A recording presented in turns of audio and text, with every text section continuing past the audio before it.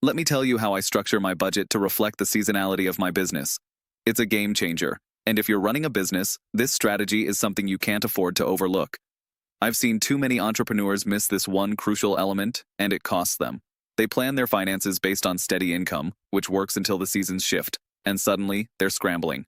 But here's the thing. Understanding and adapting to business seasonality could be the key to surviving any economic turbulence and maximizing profits. I used to be one of those business owners who thought all months were the same. Big mistake. After experiencing a few tough seasons, I realized that when you plan for the peaks and the valleys, your cash flow can remain stable no matter what happens outside of your control. And trust me, this shift in mindset will save you a lot of headaches. Now, the first thing I do is break down the business year into seasons. This is crucial. You don't just want to go by a calendar. Instead, look at when your business tends to be busier and when it slows down. For me, I track trends from previous years and adjust accordingly. And no, I'm not relying on random guesses here. I'm using real data to make these predictions. When you've identified the high season and low season for your business, it's time to adjust your expenses. During peak seasons, I ramp up my marketing budget and increase inventory, knowing that my sales will justify the spend. But in off-peak months, I pull back and focus on optimizing the back end of the business, streamlining operations and maintaining a leaner structure. But here's where things get really interesting. Cash flow is key, right? The trick is not only adjusting your spending, but also adjusting how you save during the good months.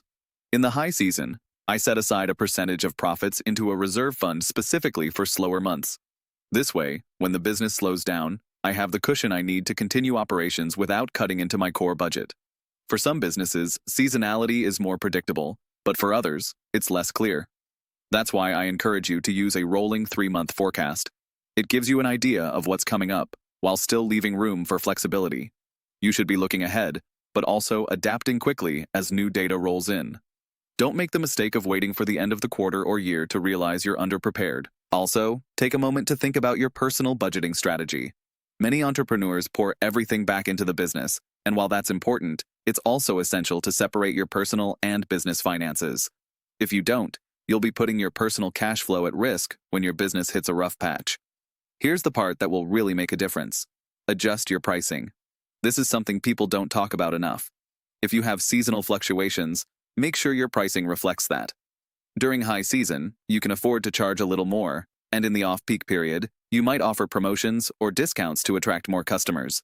This keeps your revenue steady, even when demand is inconsistent. Now, there's one last piece of the puzzle, and this is something I learned from experience.